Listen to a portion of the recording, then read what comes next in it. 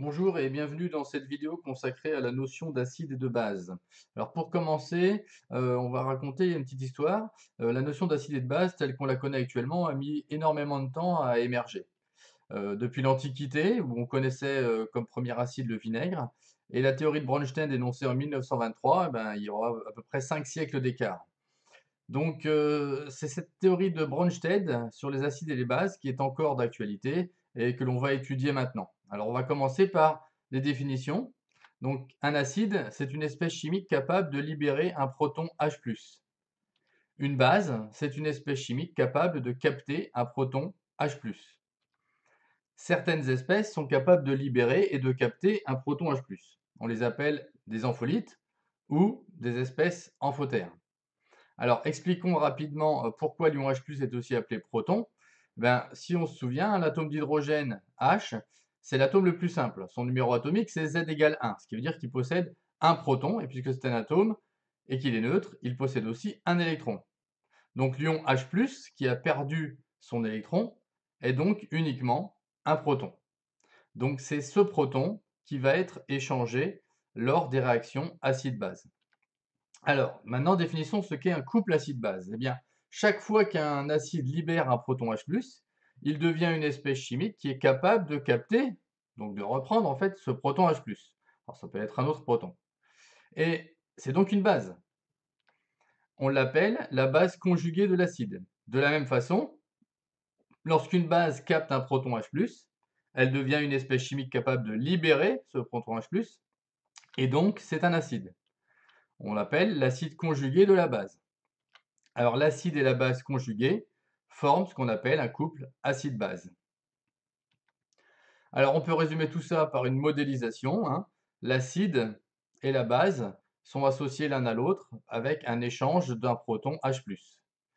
Alors on peut aussi le noter, Ha comme représentation de l'acide, A- comme représentation de la base, et ce fameux H+, qui est donc libéré par l'acide, ici, dans ce sens-là, ou capté par la base pour redonner l'acide.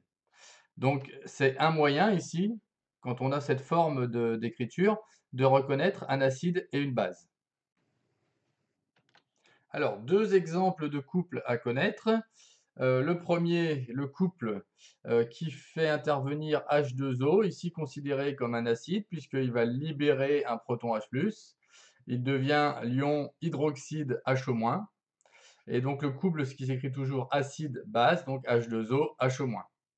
Deuxième couple à connaître, cette fois-ci l'eau se comporte comme une base, hein, l'ion oxonium H3O+ est l'acide, il libère le H+ pour donner donc la base H2O.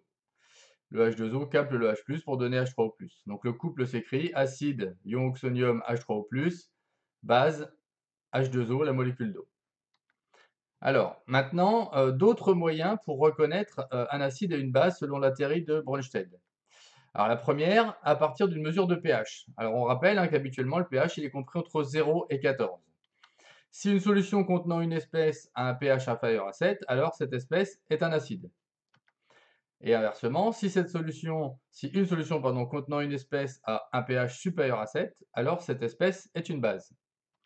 Alors si la solution contient plusieurs espèces acido-basiques, il faut tenir compte des transformations chimiques. On verra un cas dans la prochaine vidéo. Deuxième moyen, à partir de la comparaison de structures. Alors, on va voir sur quelques exemples. Voici donc le verre de bromocrésol. Alors, on voit ici sur la structure que toute cette partie-là est inchangée et qu'il y a seulement ici donc le H qui diffère au moins. Donc, on voit bien qu'il y a bien un H+ ici qui est perdu entre cette version acide ici et cette version basique là, et inversement un H+ qui est capté pour redevenir la version acide. Un autre indicateur coloré, hein, qui est donc l'héliantine.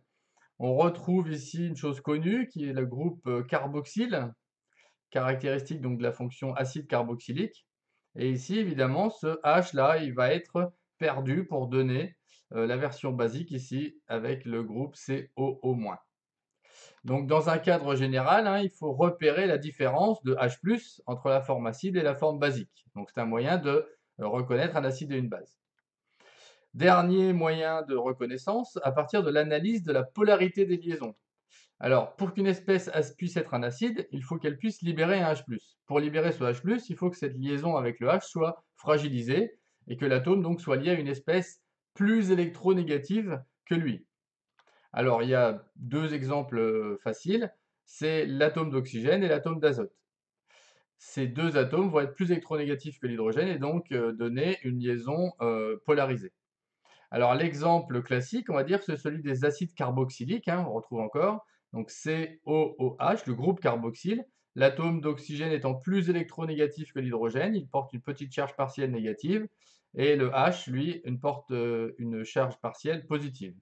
Donc cette liaison-là est polarisée, elle va être susceptible d'être attaquée et donc de libérer ce H+, qui va donc faire en sorte que la molécule là soit un acide. Voilà. C'est fini pour cette vidéo, à bientôt.